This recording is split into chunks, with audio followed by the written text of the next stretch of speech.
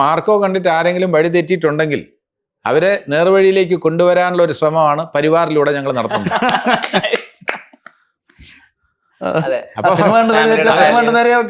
നേരെ ഒരു സിനിമയിലൂടെ എന്തെങ്കിലും തെറ്റ് ചെയ്തിട്ടുണ്ടെങ്കിൽ ആ തെറ്റ് തിരുത്താനുള്ള ഒരു അവസരം കൂടെ ഞങ്ങൾ ഒരുക്കണ്ടേ? അത് പരിവാറിലൂടെ ഞങ്ങൾ നടത്തിയിരിക്കുകയാണ്.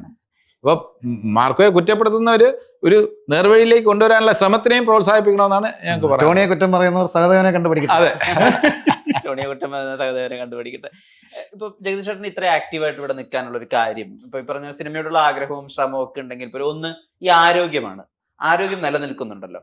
അപ്പോൾ അതിന് ഇപ്പൊ എനിക്കത് എപ്പോഴും അത്ഭുതകരമായിട്ടുള്ള ഒരു കാര്യമാണ്. എന്താന്ന് വെച്ചാൽ ഇപ്പൊ നമ്മൾ നമ്മുടെ ഗുരുവിനെ കണ്ടായിരിക്കും പലപ്പോഴും പഠിക്കുക. അപ്പോൾ ജഗദീഷ് ചേട്ടൻ തന്നെ ഗുരുവായിട്ട് പലപ്പോഴും പറയാറുള്ളത് ശ്രീനിവാസൻ സാറിനെയാണ്. അപ്പൊ അദ്ദേഹമായിരുന്നു ആദ്യത്തെ 1-2-3 സിനിമകൾ എങ്ങനെ തിരഞ്ഞെടുക്കണം, എന്ത് വേണം, തിരക്കഥ എങ്ങനെ സമീപിക്കണം എന്നൊക്കെയുള്ള മാർഗനിർദ്ദേശങ്ങൾ തന്നത്. അത് മാത്രം എടുത്തു.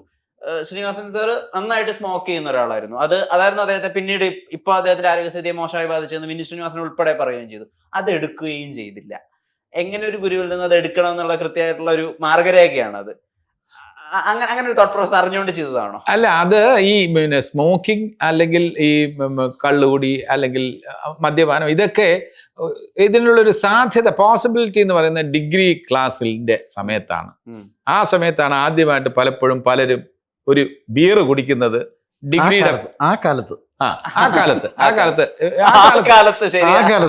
അതാണ് degree final year. Degree final year ആകുമ്പോഴാണ് ഞങ്ങളുടെ ഗ്യാങ്ങിലുള്ള ഒരു 8 പേരുണ്ടായിരുന്നു, ഏറ്റവും അടുത്ത സുഹൃത്തുക്കൾ. 8 പേരിൽ 7 പേരും അന്നത്തെ മാഗ്നറ്റ് ഹോട്ടൽ എന്ന് പറഞ്ഞൊരു ഹോട്ടലുണ്ട്, അവിടെ പോയി ബിയർ കഴിച്ചു. ഈ ആരും പറഞ്ഞിട്ടല്ല, പക്ഷെ ഞാൻ കഴിച്ചില്ല. ഞാൻ അതിന് സ്ട്രോങ് ആയിട്ട് എതിർത്തു. 8ൽ 7 പേരും കഴിച്ചു. ഞാൻ പറഞ്ഞു എനിക്ക് വേണ്ട. അത് എന്താണ് അങ്ങനെ ഒരു തീരുമാനമെടുത്ത് ഏതെങ്കിലും ആരെങ്കിലും ഉപദേശിച്ചിട്ടോ ഒന്നുമല്ല. ഞാനൊരു ഉറച്ച തീരുമാനമെടുത്ത് എനിക്ക് ബിയർ വേണ്ട എന്നൊരു തീരുമാനമെടുത്തു. അന്ന് മാത്രമല്ല, അന്നൊരു രസകരമായിട്ടുള്ള സംഭവം നടന്നത്. അന്ന് എൻ്റെ കൂടെ ഉണ്ടായിരുന്ന കൃഷ്ണൻ എന്ന് പറയുന്ന വിദ്യാർത്ഥി, ചാർട്ടേഡ് അക്കൗണ്ടൻ്റാണ്, അദ്ദേഹം ഒന്നില്ല. അപ്പോൾ ഈ കൃഷ്ണനാണ് എല്ലാവർക്കും വേണ്ടി പേ ചെയ്തത്. എല്ലാവർക്കും വേണ്ടി പേ ചെയ്തു. ബിയറിന് വേണ്ടിയുള്ള കാശ് എല്ലാവർക്കും കൊടുത്തിട്ട് കൃഷ്ണൻ, ഞാനും താമസിക്കുന്നത് കൃഷ്ണൻ കരമനയാണ്, അതിൻ്റെ അടുത്ത പോയിന്റിൽ പാപ്പനംകോടാണ് ഞാൻ താമസിക്കുന്നത്. അപ്പോൾ അടുത്ത് KSRTC തമ്പാനൂരിൽ നിന്ന് സിറ്റി ബസ്സിൽ ഞാൻ കയറിയിട്ട് ബിയറിൻ്റെ എത്രയോ കാശ് കൊടുത്ത കൃഷ്ണൻ കണ്ടക്ടർ ടിക്കറ്റ് എടുക്കാൻ വന്നപ്പോൾ കൃഷ്ണൻ പറഞ്ഞു ഒരു കരമന. എന്നിട്ട് എൻ്റെ അടുത്ത് പറയാണ്, നിന്റെ ടിക്കറ്റ് നീ എടുത്തോ. അപ്പോൾ എനിക്ക് വേണ്ടി ഒരു 15 പൈസ മുടക്കാൻ മടി കാണിച്ച ആൾ ഇത്രയും പൈസ ബിയറിന് വേണ്ടി മുടക്കാൻ തയ്യാറായി. അതെൻ്റെ ലൈഫിൽ പിൽക്കാലത്തും ഒക്കെ ഉണ്ടായി. എവിടെ പോയി കഴിഞ്ഞിരുന്നാലും ആൾക്കാർ മദ്യത്തിന് വേണ്ടി നമ്മുടെ സുഹൃത്തുക്കളെല്ലാം ഇഷ്ടം പോലെ മുടക്കും. നേരെ മറിച്ച് ഈ മദ്യം കഴിച്ചുകൊണ്ടിരിക്കുന്നതിനിടയിൽ ഞാൻ പലപ്പോഴും പറഞ്ഞിട്ടുണ്ട്, കുറച്ച് നട്ട്സ് എടുത്ത് കഴിഞ്ഞാൽ മുകേഷ് പറയും, ഇത് കഴിക്കാനുള്ളവർക്ക് തൊട്ടുവരുത്. പ്രിയദർശനം എന്നെ നട്ട്സ് എടുക്കാൻ സമ്മതിക്കില്ല. ഞാൻ ഇങ്ങനെ ഒന്ന് നട്ട്സ് എടുക്കാതെ, ഇത് കുടിക്കുന്നവർക്കുള്ളതാ, മനസ്സിലായില്ല? നീ കുടിക്കുന്നില്ല, മിണ്ടായിരിക്കും. വെറും സോഡ ഒന്ന് എടുക്കാൻ പോയ ഇത് കുടിക്കുന്നവർക്കുള്ളത്, മനസ്സിലായില്ലേ? ഇതൊക്കെ നമ്മുടെ സിനിമയിലുണ്ട്. ഇത് എന്താണ് എനിക്ക് മനസ്സിലായിട്ടില്ല ഇതുവരെ. അപ്പൊ അതിന് ആ മദ്യം, കൂടിയ മദ്യത്തിന്റെ ബില്ലിന്റെ ഒരു ചെറിയ അംശമാണ് കുറച്ച് കപ്പലിന്റെയോ നട്ട്സോ, അതെടുക്കാൻ സമ്മതിക്കില്ല. അപ്പൊ അതൊരു വളരെ വിചിത്രമായിട്ടുള്ള കാര്യം, അന്നുണ്ടായ കാര്യം ഇന്നും നമ്മൾ കണ്ടുകൊണ്ടിരിക്കുകയാണ്. ഇതൊക്കെ രസകരമായിട്ടാണ് ഞാൻ നോക്കിക്കാണുന്നത്, അല്ലാതെ അവരൊക്കെ വലിയ വില്ലന്മാരായിട്ടോ ഒന്നും കാണുന്നില്ല. നമ്മൾ ഇതിൻ്റെ ഇടയ്ക്കും ഇവർ കൈയൊക്കെ തട്ടിയില്ലെങ്കിലും ഇവർ വേറെ എന്തെങ്കിലും ഡിസ്കസ് ചെയ്യാൻ നേരത്തെ ആരും കാണാതെ ഞാൻ കപ്പലിൻ്റെ കഴിച്ചിട്ടുണ്ട്. അത് വേറെ പ്രശ്നം. അതിൽ പരിഭവിച്ച് എൻ്റെ ഏറ്റവും വലിയ അത്ഭുതമാണ് ജഗദീഷ് ചേട്ടൻ മദ്യപിക്കില്ല, സീട്ട് വലിക്കുക എന്നുള്ളത്. കാരണം ഞാൻ സിനിമ വന്ന കാലത്ത് ഞാൻ കണ്ട് മനസ്സിലാക്കിയിട്ടുള്ളതെന്ന് പറഞ്ഞാൽ, ഇങ്ങനത്തെ കമ്പനി കൂടുതലാണ് ഒരു ടീം രൂപപ്പെടുന്നതും അവർ മുന്നോട്ട് പല പടങ്ങളും ബെൽറ്റ് ഉണ്ടാകുന്നതും കാസ്റ്റ് ചെയ്യപ്പെടുന്നതും സോഷ്യൽ ഡ്രിങ്കിങ് എങ്കിലും മസ്റ്റാണ്, വേണമെന്നാണ് നമ്മൾ മനസ്സിലാക്കിയേക്കുന്നത്. പക്ഷെ ഇത്രയും വർഷം ജഗദീഷ് ചേട്ടൻ എങ്ങനെ പിടിച്ചു നിന്നു എന്നുള്ളത്, അത് ഇതൊന്നും ഇല്ലാത്ത ഒരാൾ ഇൻഡസ്ട്രിയിൽ എങ്ങനെ പിടിച്ചു എന്നുള്ളത് വലിയൊരു അത്ഭുതമാണ്. കാരണം ജഗദീഷ് ചേട്ടൻ നായകനായിട്ട് വന്ന ഒരാളല്ല. നായകനായിട്ട് വന്നെങ്കിൽ ഓക്കെ, അയാൾക്ക് സ്റ്റാൻഡേർഡ് നിൽക്കാം. സപ്പോർട്ടിങ് ക്യാരക്ടർ റോളുകൾ ചെയ്തു വരുന്ന ഒരാൾക്ക് ഈ ടീമുകളിൽ വന്ന് പെട്ടാലല്ലേ ഈ ടീമുകൾ തന്നെയുള്ള പടങ്ങൾ ചെയ്തുകൊണ്ടിരിക്കുന്നത്. അതെന്നെ ഭയങ്കര ഞാൻ ചോദിച്ചിട്ടുണ്ട് ജഗദീഷ്. അല്ല, അത് ഇന്ന് ലോങ് ലൈഫ് കിട്ടാൻ വേണ്ടി, ഒരു ആക്ടർ എന്ന നിലയിൽ ലോങ് ലൈഫ് കിട്ടണമെങ്കിൽ ആരോഗ്യം വേണം, അത് വേണമെങ്കിൽ കുടിക്കാൻ പാടില്ല, സിഗരറ്റ് വലിക്കാൻ പാടില്ല, അങ്ങനെ ഒരു ചിന്ത ഒന്നും അല്ല കേട്ടോ. അതൊന്നും ലാക്കാക്കിയല്ല. പക്ഷെ ഒരു കാര്യം ഞാൻ വിഷ്ണു ചോദിച്ചതിന് കറക്റ്റായിട്ട് ഉത്തരം പറയാം. ഇതൊന്നും ഇല്ലെങ്കിൽ നമ്മൾ ചെയ്യുന്ന റോളുകൾക്ക് കൂടുതൽ നമുക്ക് മിഴിവ് പകരാൻ കഴിയും, കൂടുതൽ ശ്രദ്ധ കൊടുക്കാൻ കഴിയും. അത് യാതൊരു സംശയം വേണ്ട. ഒരു നമ്മുടെ ബോഡി കുറച്ച് പെർഫെക്റ്റ് ആയിട്ട് വെച്ച് കഴിഞ്ഞിരുന്നാൽ നമ്മുടെ ഏജിനെ ഓവർകം ചെയ്തിട്ടുള്ള ചില റോൾസൊക്കെ നമുക്ക് ചെയ്യാൻ പറ്റും. ഓടാൻ പറഞ്ഞാലോ ചാടാൻ പറഞ്ഞാലോ. നമ്മളിപ്പോൾ ഒരു ഓടാൻ പറയുന്നതൊക്കെ നമ്മൾ ചെറുപ്പക്കാരുടെ കൂടെയാണ് ഓടേണ്ടി വരുന്നത്. അജയന്റെ ബേസിലിന്റെ കൂടെ ഓടുന്നു, ടൊവിനോയുടെ കൂടെ ബേക്കൽ ഫോർട്ട് ചാടി കയറി, ടൊവിനോയുടെ കൂടെ ആ ഫ്രെയിം ഔട്ടാകാതെ ടൊവിനോയുടെ കൂടെ director confusion, Jithin Lal confusion ആയിരുന്നു, ചേട്ടാ അത് പറ്റുമോ? ഞാൻ ശ്രമിക്കാം. ടൊവിനോ കേടുന്ന ആ ഫ്രെയിമിൽ ഔട്ടാകാത്ത രീതിയിൽ ഞാൻ മുകളിൽ വരെ കയറി. അത് 3 ഷോട്ട് 3 ടേക്ക് എടുത്തു, 3 ആംഗിളിൽ നിന്ന് ടേക്ക് എടുത്തു. ഞാൻ ബേക്കൽ ഫോർട്ട് കയറി. അത് എനിക്ക് അത്യാവശ്യം ആരോഗ്യം ഉള്ളതുകൊണ്ടാണെന്ന് ഞാൻ വിശ്വസിക്കുന്നു. നേരെ മറിച്ച് തലേദിവസം മദ്യം കഴിച്ചിരുന്നെങ്കിൽ എനിക്ക് കംപ്ലീറ്റ് ചെയ്യാൻ പറ്റുമെന്ന് എനിക്ക് തോന്നുന്നില്ല. അപ്പം അതൊക്കെയാണ്. അപ്പം നമുക്ക് അങ്ങനെ അതിന് വേണ്ടി അല്ലെങ്കിൽ പോലും അങ്ങനെ ഒന്നും ഇല്ലാത്തത് എനിക്ക് ഗുണകരമായി ഭവിച്ചിട്ടുണ്ടെന്ന് തുറന്നു പറയാൻ ഞാൻ ഒരുക്കമാണ്.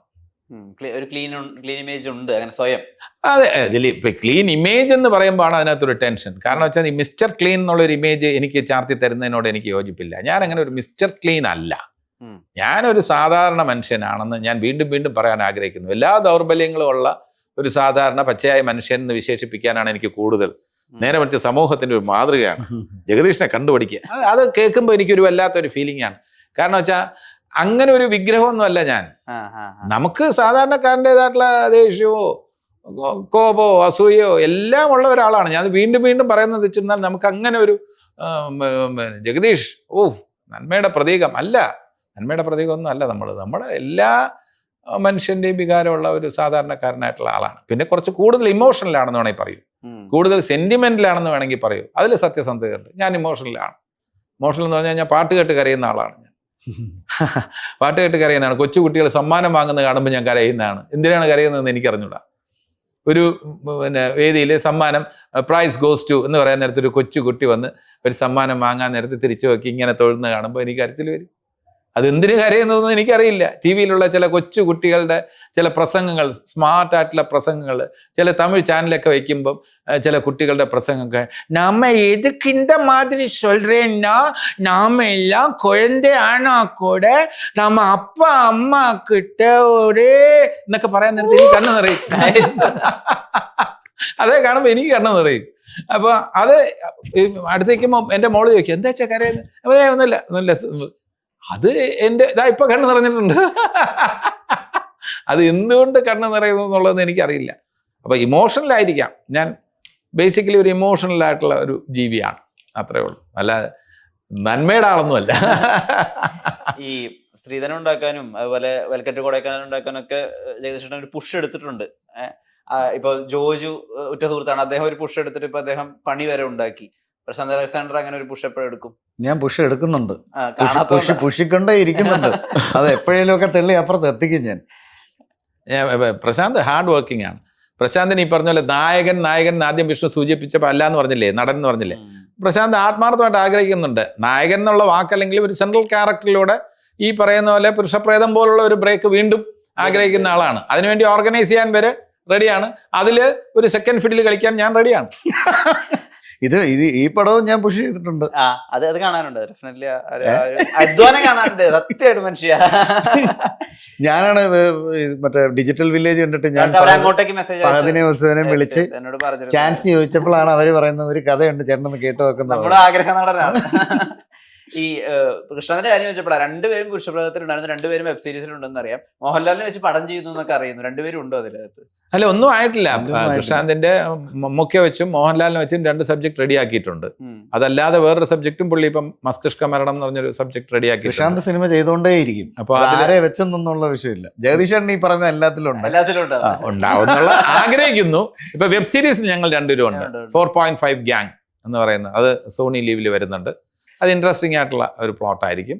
അതിൽ പ്രശാന്തിന് വലിയ വേഷം അല്ലെങ്കിൽ നല്ല വേഷമാണ്. എനിക്കും ഈ പറയുന്ന പോലെ ഇൻട്രസ്റ്റിംഗ് ആയിട്ടുള്ള എല്ലാ എപ്പിസോഡിലും വരുന്ന ഒരു വേഷമാണ്. ഞാനൊരു റൈറ്ററാണ്, എഴുത്തുകാരനായിട്ടാണ്. ഇപ്പം നമ്മള് പുറത്തുള്ള ആക്ടേഴ്സിനെ പറ്റിയൊക്കെ പറയുമല്ലോ, പരേഷ് റാവൽ, പ്രകാശ് രാജ്, അവരൊക്കെ പിക്ക് ചെയ്യുന്ന സിനിമകൾക്ക് തന്നെ ഒരു ബ്രാൻഡുണ്ട്, ഒരു വിലയുണ്ട്.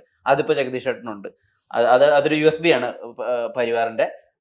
പ്രശാന്ത് അലക്സാണ്ടറിനായാലും ആ വിധത്തിലൊരു ക്വാളിറ്റി ഉണ്ടെന്നേ. നമ്മൾ ഇവരുടെ പടമായിരിക്കില്ല, എന്തെങ്കിലും കാണുമായിരിക്കും എന്നുള്ളൊരു ചിന്തയുണ്ട് സാധാരണ പ്രേക്ഷകൻ. അത് പരിവാറിലൂടെ പൂർത്തീകരിക്കട്ടെ.